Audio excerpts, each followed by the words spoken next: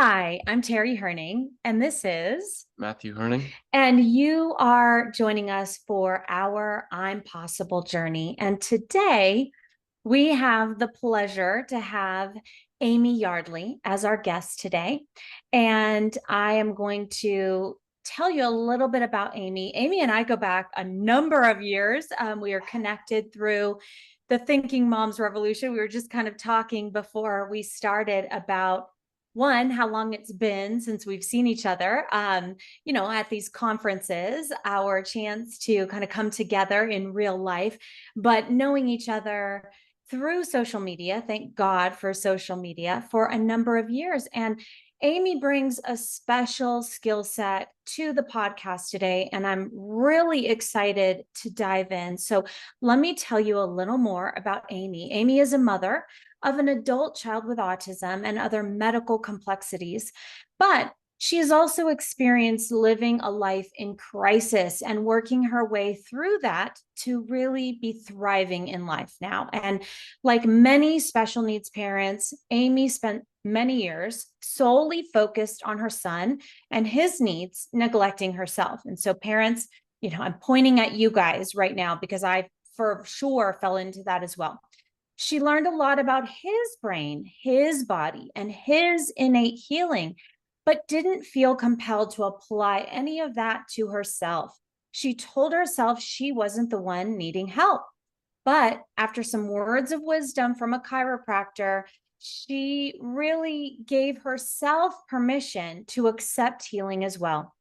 Ever since that flip was switched for her, she has dedicated herself to supporting other parents in their challenging circumstances. Her passion is helping people understand the importance of a balanced body and a balanced life and bringing them ideas on how to make that happen. The lives of special needs parents are far from, quote, normal. And as such, we need solutions and strategies that work for us. Welcome, Amy. All right. Well, thank you so much. I mean, that sounds so amazing. And I'm sitting here going, wow, that sounds amazing. And it's hard to, we're so caught up in the moment and thinking forward that when somebody kind of reads your own bio back to you and you're like, yeah, I did do that. So thank you for that. And thank you for having me. It is my pleasure because this has been weighing a lot on my heart lately. Just looking at the way the world is right now in terms of the economy and in terms of a number of different things and navigating adulthood and being in the biomedical community. There are so many of us parents that have been in this for 15, 20 years now. And regardless, there's a spectrum, right? A range of where our children fall in terms of what their future is going to look like. But one thing holds true is that we really have to get the knowledge to be able to move into this phase of their lives and our lives. And I'm going to be real honest, it's been a challenging transition for me for a number of reasons. And that's why I reached out to you because one, we've had similar trajectories here. And really, my focus had always been on supporting families through new beginnings and supporting families through my own, practice and things like that. And what I was watching you do in supporting parents to take care of themselves, but then also navigate this next stage, that's when I went, okay, we need to have Amy on. And the first piece that I'd really love for you to speak on is navigating adulthood. Many of us have spent decades of our lives focused on our children, getting them to therapy appointments and getting them what they need in their IEPs and all of these different things. And then they turn 18 and things really shift. So can you talk about your own story and really just talk about what some considerations are for parents when their children reach adulthood? Yeah, that is probably a 12 chapter book right there in this answer. So I'll start a little bit from the past. And I had the honor and the opportunity to attend a cohort class called Partners in Policymaking. And it was put on by our state's Council on Developmental Disabilities. And other states have similar programs. So if there's a parent who's listening to this right now, write that down, Partners in Policymaking, and do some Googling on it. And in that course, we were taught all sorts of things about independent living, the potential for employment, all of these different kinds of supports, and self-direction and supported decision making, and all of these things. And at the time, Spencer, I think, was 10, maybe 9 or 10. And one of the things that the facilitators told us right away was like, you need to start thinking about your child's transition to adulthood when they are 14. And of course, at that time, I'm just overloaded with crisis because he is completely dysregulated and there are some emergent crises that need to be tended to. And I was like, are you kidding me? And now I have to start thinking about this so soon. But she was right.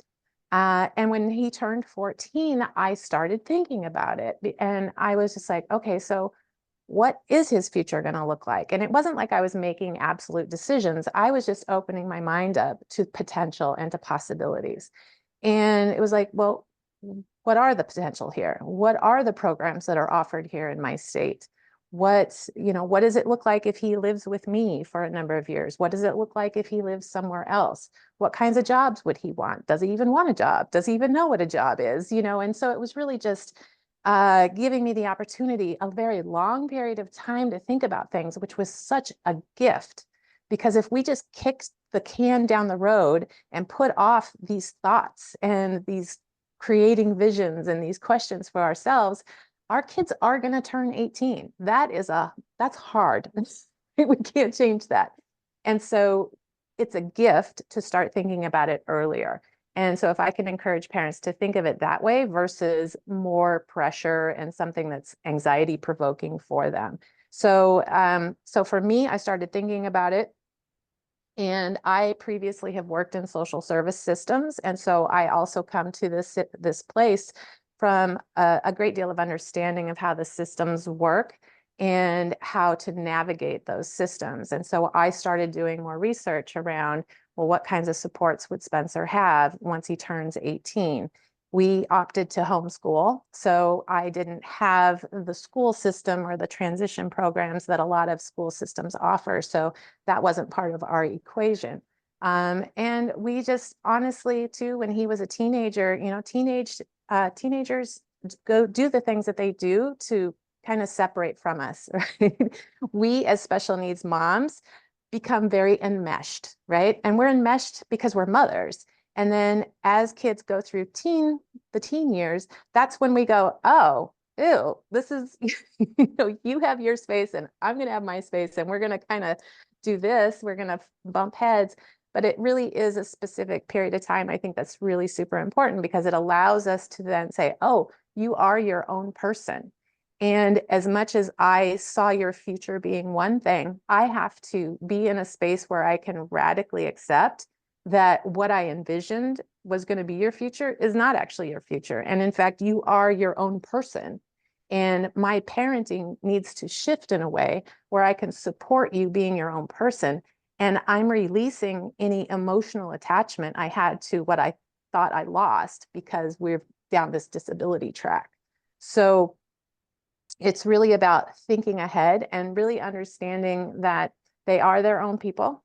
And it's important to give them the voice and to encourage their voice and to support that voice. And it may not be what we wanted or what we would choose for them, but we have to support them in having a human experience. Yes, we can still kind of protect them and support them, but it is their lives.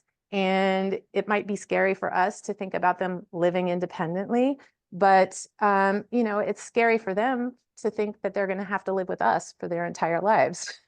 So we have to really just kind of do that unmeshing, so to speak, and to see them as independent beings. And that's kind of where we are today. Spencer needs a lot of supports, and I am his paid caretaker. And so it's a win-win for us because I can support him fully and he lives as independently as possible. And we are just basically living our best life every single day. And that's my goal.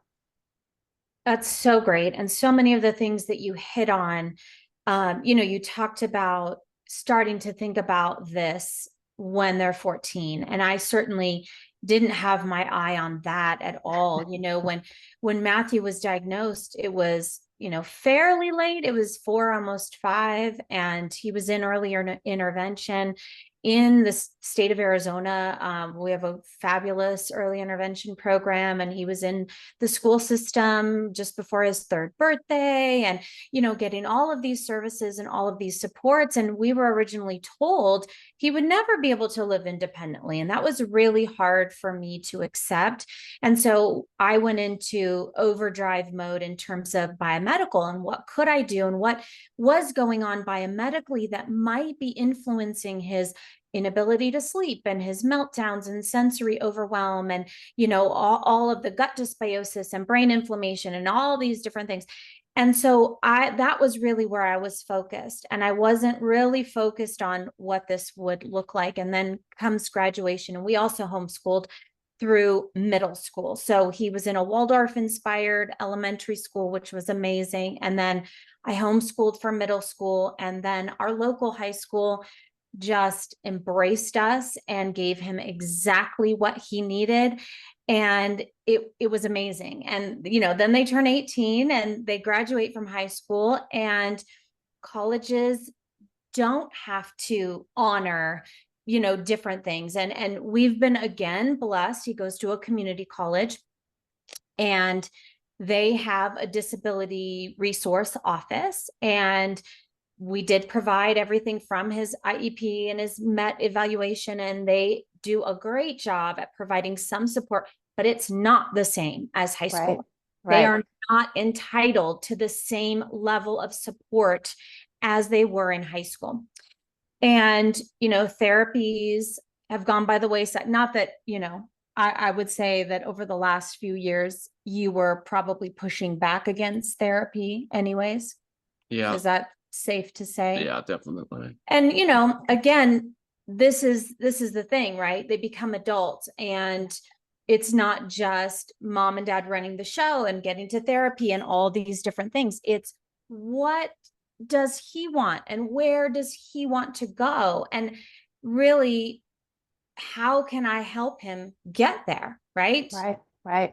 Yeah. And I see it a lot, actually, where parents aren't aware that kids don't just go from school into a different program. They don't understand that the systems of support are completely separate between children's services and adult services, and that school does offer a little bit of a bridge from 19 to 21. If you choose to, you can stay in the public school system. But there are so many parents out there who are just under the impression that, oh, well, I'll just find a day program or something. And it's like, no, that's not how it works. So it is so important. And then they're stuck in this space now of suddenly having to spend 24/7 with their kid who needs all this support, or who maybe needs some supports, but they can't necessarily go about their day independently. And now they're like, I don't know what to do. I can't work, and I can't find a place for them. And it can be utter chaos. And that's why I just feel so blessed that someone said at 14, you need to start thinking about this, because I got to avoid all of that chaos. And that's all I wanted, right? We wanted to avoid the chaos as to our early childhood experiences, right? And we spend a lot of time going, I wish somebody would have told me. Well, this is me telling you now. If your kid is 14, 15, 16, you got to really start thinking about it. And again, it's not about making decisions now, but it's about just opening your mind up to the possibilities and to the potentials and what is here and how are we going to navigate this. Well, and before we move forward, Amy runs Navigate Your Healing, and I'm going to share all of the links in the show notes on how you can reach out to Amy, because this is her previous experience, really makes her a perfect person to be discussing this. And no one person has it all figured out, right? We all have our own little niche that we operate in. But this is a really important topic. And I want to talk briefly about conservatorship or Okay. not, right? So let's Yeah, talk a little bit about that sure. process. Yeah, and it's a big topic too, particularly it's just a big thing. So oftentimes guardianship and conservatorship are used interchangeably, but sometimes they mean separate things. And a lot of these things that we're going to start talking about are things that vary a lot depending on the state that you live in. So how it's defined in law in Arizona is going to be different than how it's defined in law in Idaho. And so my son was such where I chose guardianship for him. Um, but when I was in the partners in policy making, the whole push was that just because someone is disabled, doesn't mean they need guardianship or conservatorship, which is absolutely true. But you're going to find people on the whole gamut, right? There are going to be some people who say nobody should ever be under guardianship or conservatorship. And you're going to have other people who say anyone who's disabled always needs to have guardianship. And so literally when you ask people their opinions, you're going to get those two and everything in between. And ultimately, this is a very personal and individual decision that needs to be made by you. And also based on the person that you are caring for and well, I call them a vulnerable person. They need to have a voice in this as well, and understanding the implications of it, because sometimes in certain states you're very extremely restricted if you fall under conservatorship or guardianship. In other states you have more rights. You can drive. In some states you can't drive. You can vote in some states, and in other states you can't vote. So it's very particular depending on where you are and what your individual situation is.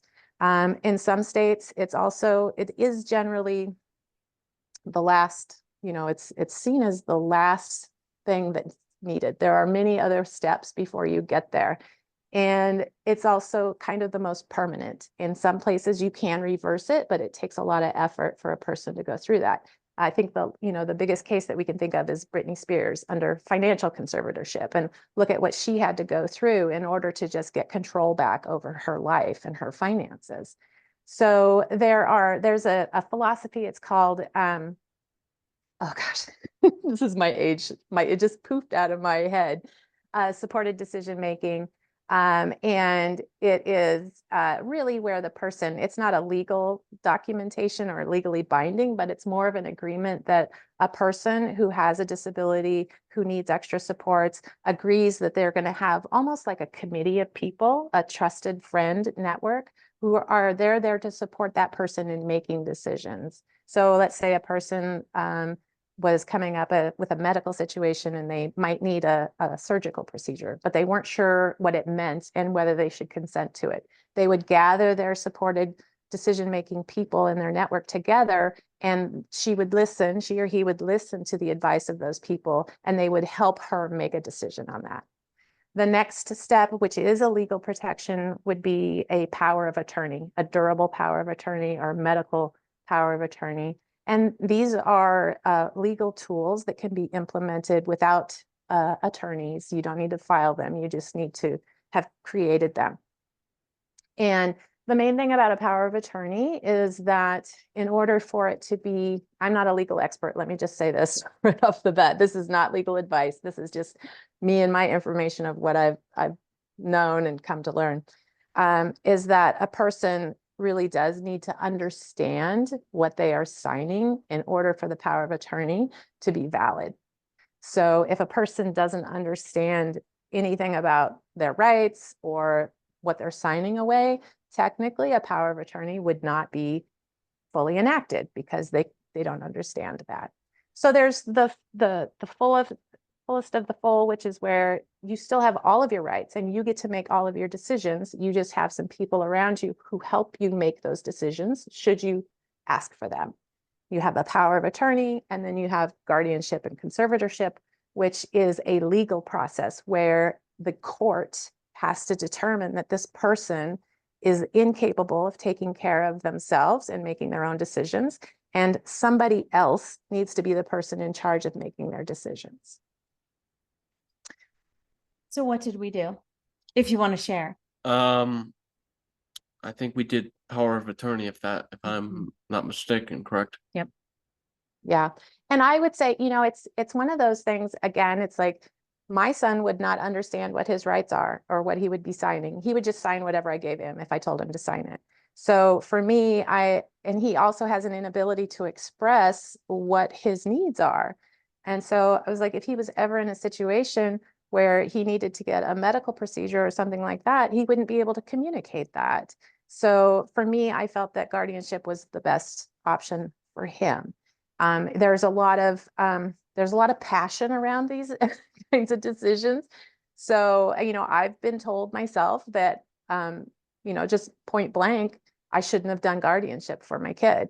And I'm like, you don't know that. You don't know him. You don't know his life. You don't know what's happening here. So be prepared for that. And these are very important decisions. And I would caution people to not just move hastily into it. You have to really think about it and try to project out into the future. What is this going to look like? How is this going to go? We know what it's going to do here, but in 20 years, is this going to be the right decision for my person? Well, and what you said is really important because there is no blanket, this is the right way to navigate. And it really needs to be done, I think, on a case-by-case basis. This is where parents, it's so confusing. It And is. you do need to weigh what people are telling you because everybody seems to have an opinion Oh, yes. with what is right for your child, your adult child. Because even though I say child, it's only connotating that you are my son. You are an adult human. And we've had many conversations about what the future is going to look like and how can Matthew be best supported in all of this. And that kind of moves us into our next section, because I'd really love to hear from you, Matthew. How do you feel like you need to be supported as you're in this phase of your life? Well, so far I feel like I got it pretty figured out so far. I'm in college, I got a job. I'm not driving yet. I still have a little bit of an anxiety, which definitely is holding me back, and I need to, maybe some budgeting, that stuff needs to be figured out, but I think that's just a little bit of driving and anxiety that in general just holds me back in life, which is unfortunate. But Well, I mean, okay, and this is where we have to talk about like how far these kids have come, and it kind of moves us into the next segment, but I don't want to jump there too early. It's these, what I call gray area, right? So like Matthew, you were nonverbal, you didn't sleep, you could only, tolerate certain textures of food, you had very picky eating, you had a lot of biomedical things going on, you couldn't even be in a regular classroom. So when I talk about where you started and the man that you are today, like I know that you feel, oh, I have anxiety, or I can't do this, or I don't do that, or, and then you look at social media and that's its own quagmire of, judgment and weighing ourselves against really unrealistic standards. It's really important that you understand you've overcome so much. And so now we are just looking at, how do you need to be supported to be able to live independently, right? Because, you don't want to live here forever. And no offense, I don't want you to live here forever either. Right. I mean, I want you to spread your wings and go do all the things, but having, anxiety and dealing with some of these residual things, yes, they are a part of what you went through and your autism diagnosis. But at the end of the day, we've been working on life skills together, right? Cooking, driving, budgeting, doing laundry, grocery shopping, all of those things. And, you just got a job. Yep. How exciting is that? Very exciting.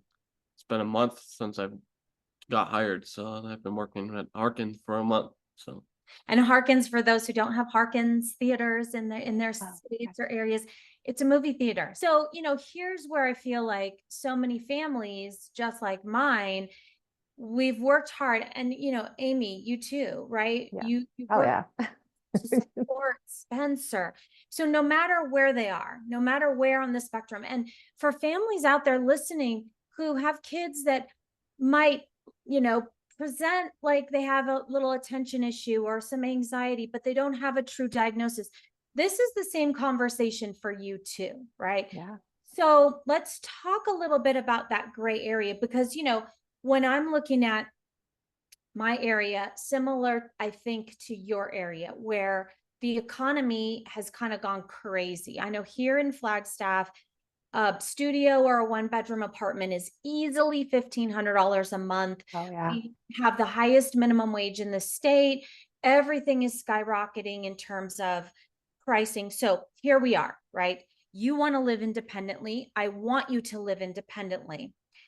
But I just can't afford it pretty much. You Right. can, and I know that's not even an issue for even disability or people with a diagnosis. That's a hard reality for a lot of people. Yeah. However, here you are supporting your adult child.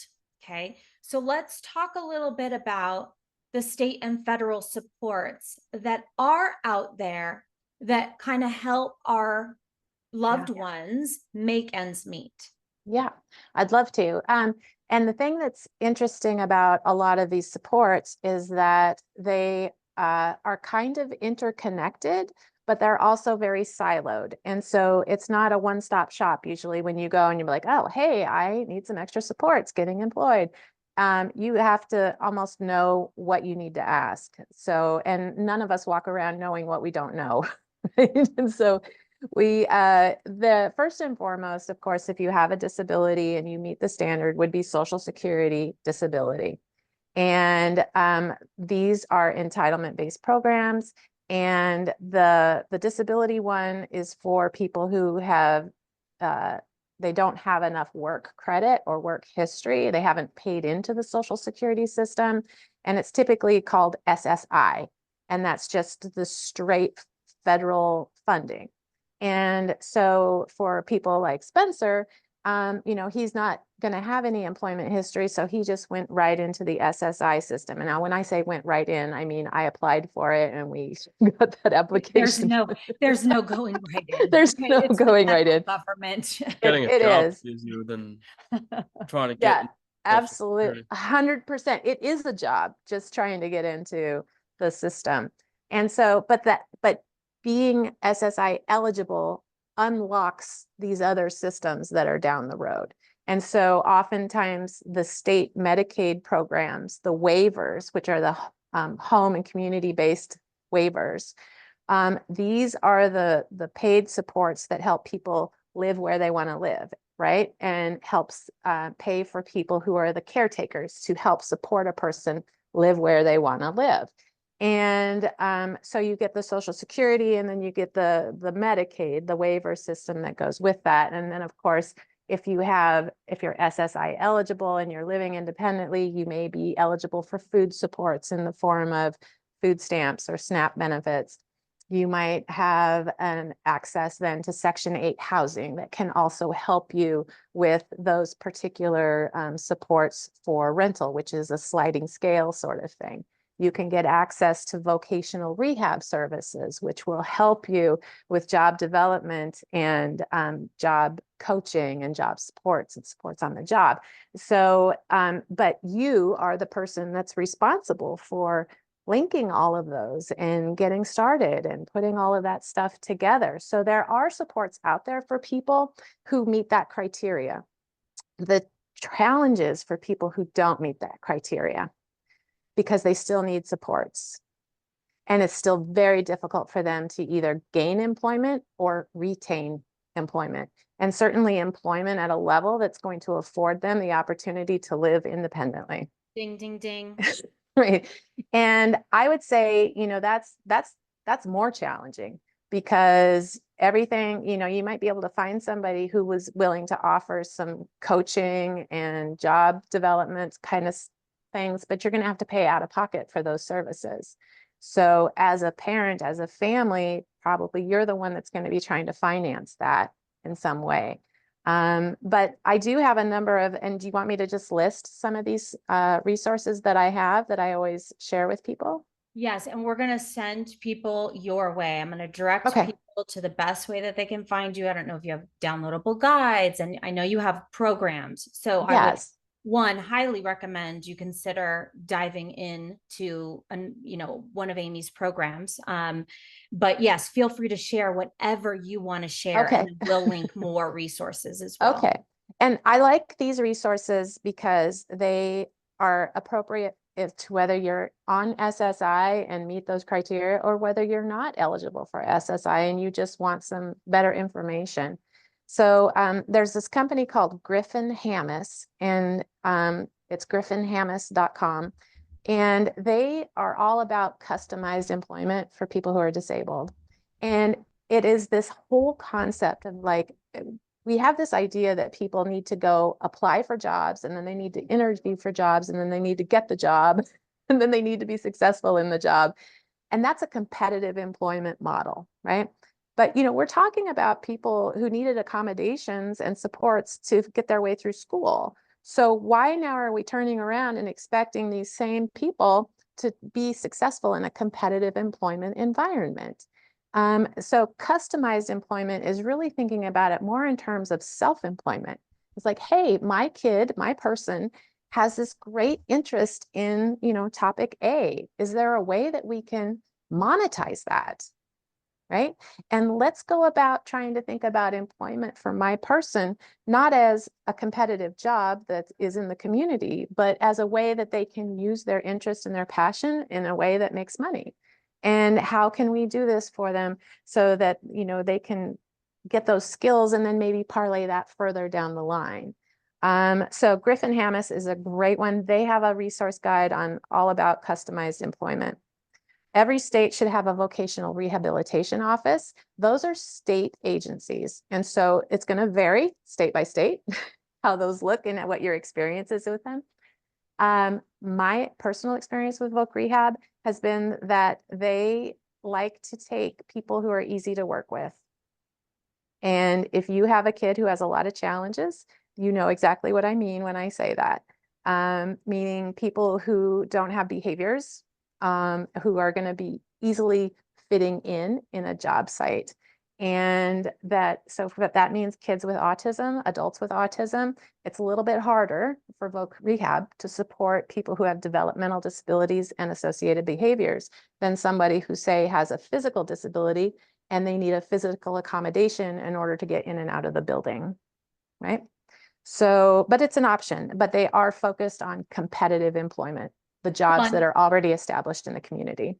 And when we talk about these services like Social Security, disability, and Medicaid, they have income limitations and resource limitations. So if you do want to work, now there is a program within Social Security called Ticket to Work, where you can, once you're in, then you can start to work.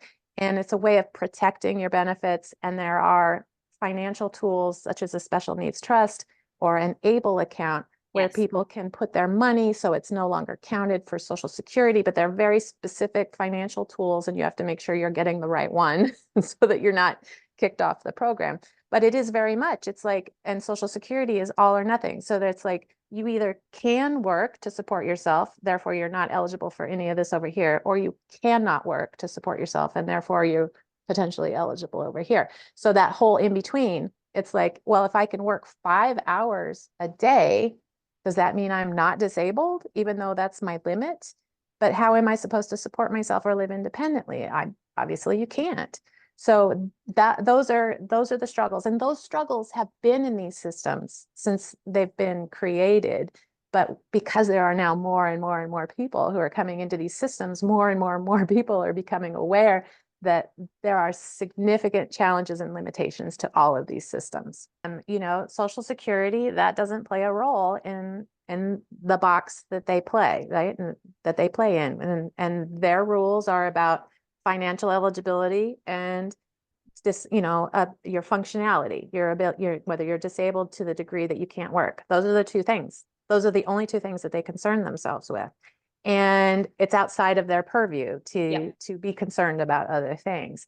And that's the frustrating part about living in this space in our country, because every single system is that way. You know, Medicaid system is built on those same questions about financial eligibility and disability. And if you don't have those, then it's like, okay, well, bye. And you're like, but wait a minute, I have $1,000 in prescriptions that I need, or I have to go see the doctor. And like, well, sorry, you're not eligible. So, you know, every single system is a very specific box with specific constraints.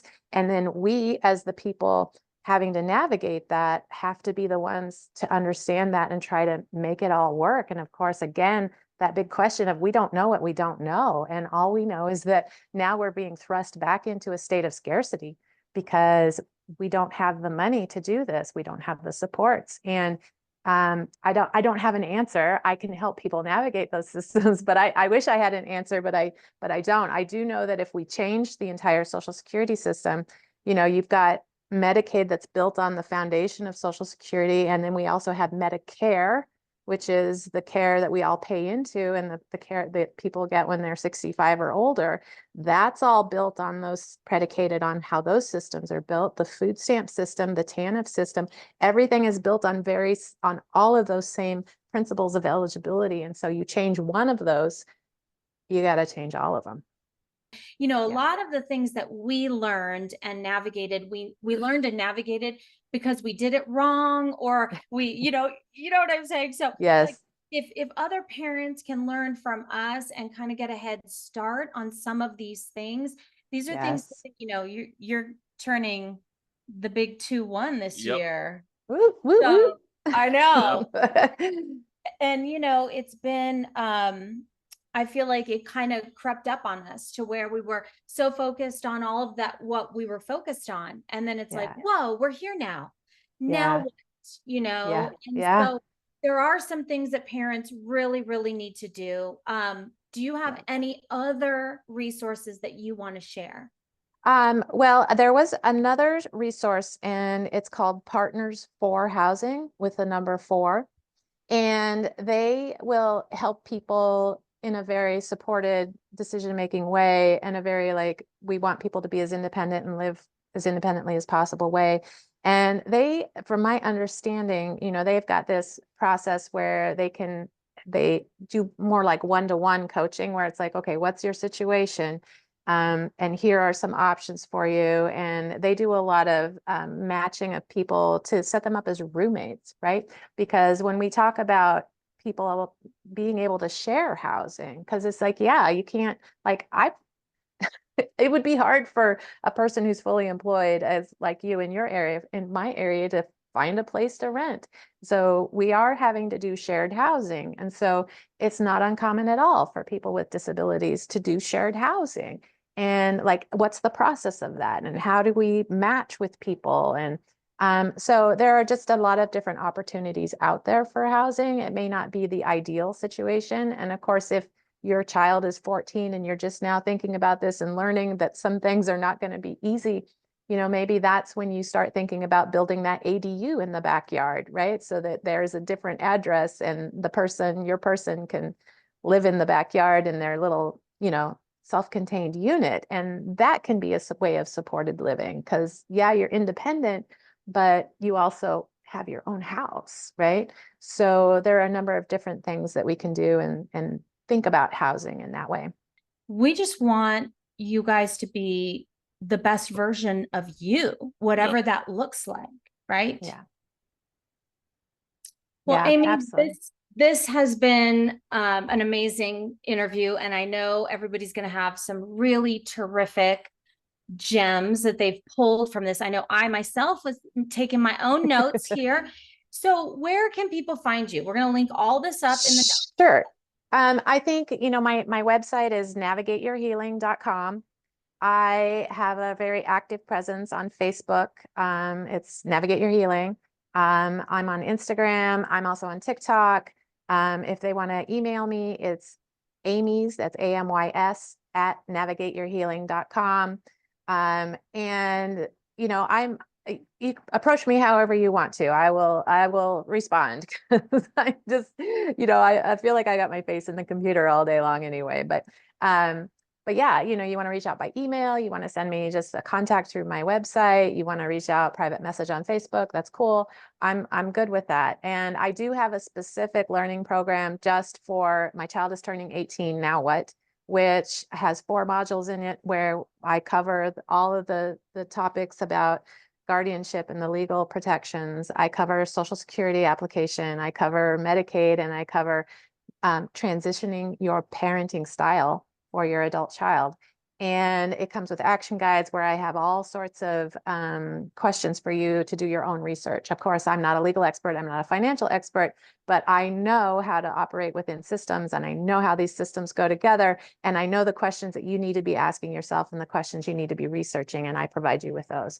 So, and then it's ongoing support in our private group. So, I mean, it's like, and it's super cheap. So honestly, if you spent 30 minutes on a phone call with SSI, you're probably like, let me just pay somebody to do this for me, right? So it's worth its money to do that. So, but any way you want to reach out to me is good. I'm not good on the phone because I've got my situation here with caregiving.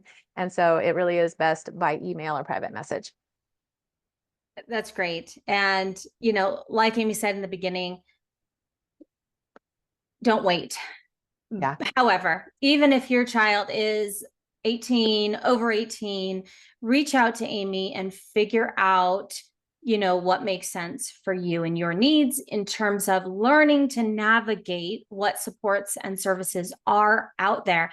And in the meantime, parents, let's just keep connecting and making sure our voices are heard at the local level, at the federal level, because we really do need to make some things different for the future generations. And, that's just a simple fact. Absolutely. So, Amy, thank you so much for being on our I'm Possible Journey podcast. It was so lovely seeing you today. And it was amazing to spend time with you. And I always do this and I'm like, oh, we need to get together more often because it's just so fun. It is. And for all of you parents out there, we've talked about so many different resources and ways to empower you as you empower your child or children, whether they have a diagnosis or not. And, I personally count myself blessed to be on this journey with other amazing parents like Amy.